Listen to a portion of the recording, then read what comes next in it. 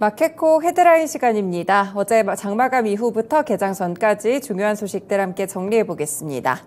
첫 번째 소식입니다. 이란이 현지 시간으로 11일 걸프 해역과 이어진 오만만에서 유조선을 납포했다고 전해지고 있는데요. 쉽게 말했을 때 배를 붙잡아갔다라고 이해를 해보시면 되겠습니다. 예멘 후티의 홍해상 선박 공격으로 세계 주요 교역로들이 위험을 받고 있는 가운데 에너지 수송의 동맥이라고 볼 수 있는 호르무즈 해협에서도 항행 위기가 동시에 발생하게 된 것인데요.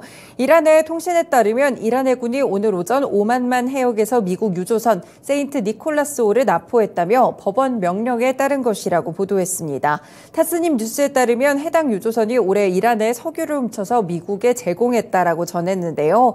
지금 이란은 부인하고 있지만 예멘 반군이 사실상 이란의 지시를 받거나 공조하면서 홍해상의 군사 행동을 감행하고 있는 만큼 이란이 현재 글로벌 교역의 통로인 홍해와 호르무즈 해협의 통제권을 동시에 과시했다라는 평가를 받고 있습니다. 네, 이렇게 다시 한번 이번에는 이 홍해를 지나서 또 이쪽에서 호르무즈 해협에서의 이런 관련된 소식들이 좀 전해지고 있는데요. 이 때문에 해운 관련 종목들이 뉴욕 증시에서도 움직이는 흐름이었습니다. 국내에서도 해운 종목들 함께 체크를 해보실 수 있을 것 같은데요. 대표적으로 HMM 있을 것 같고요. 그 외에도 흥하해운이나 대은해운까지 해운 관련 종목들의 흐름까지 함께 체크해 보시길 바라겠습니다.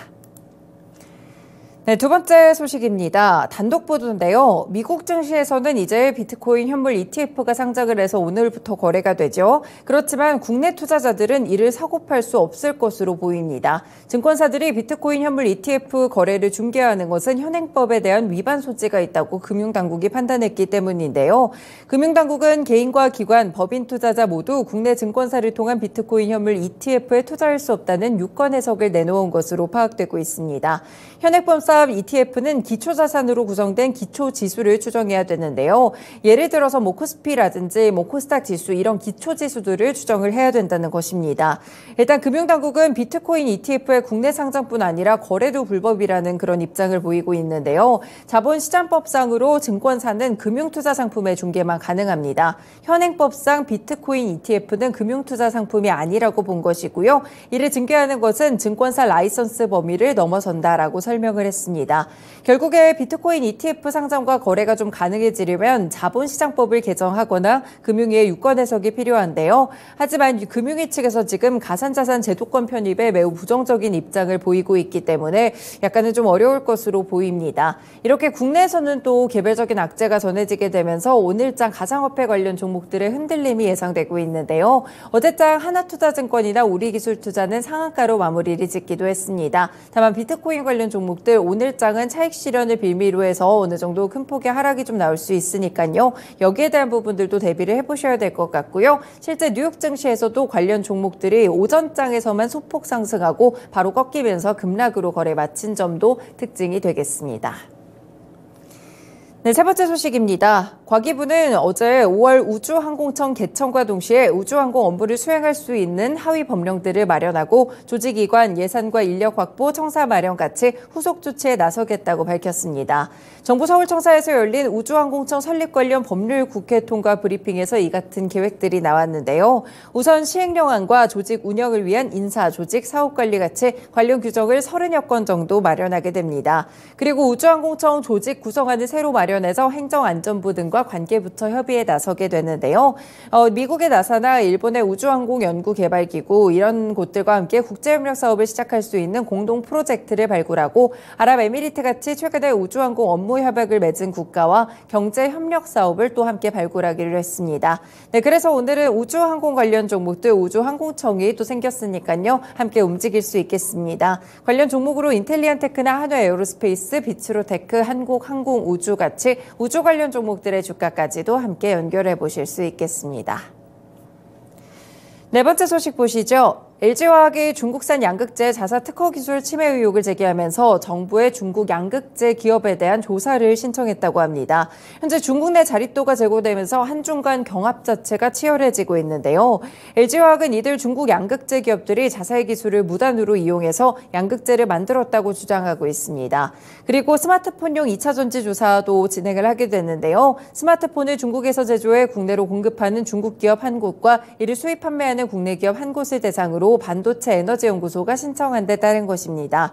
실제로 그간 한국이 고위기술 중간재를 공급하고 중국이 다시 이를 어느 정도 가공해서 완성품을 중국 안팎 시장에 파는 상호 보완 구조는 점차 약해지고 있는데 이유는 바로 중국의 첨단 산업 자립도가 높아지고 있기 때문입니다.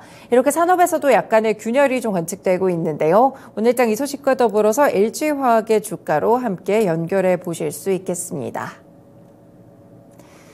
다음 소식입니다. SK온이 이르면 2026년 LFP 배터리 양산에 들어갈 계획이라고 나왔습니다. 이 보도에 따르면 최영찬 SK온 경영지원 총괄사장은 CES 2024에서 로이터 통신에 밝혔다고 하는데요.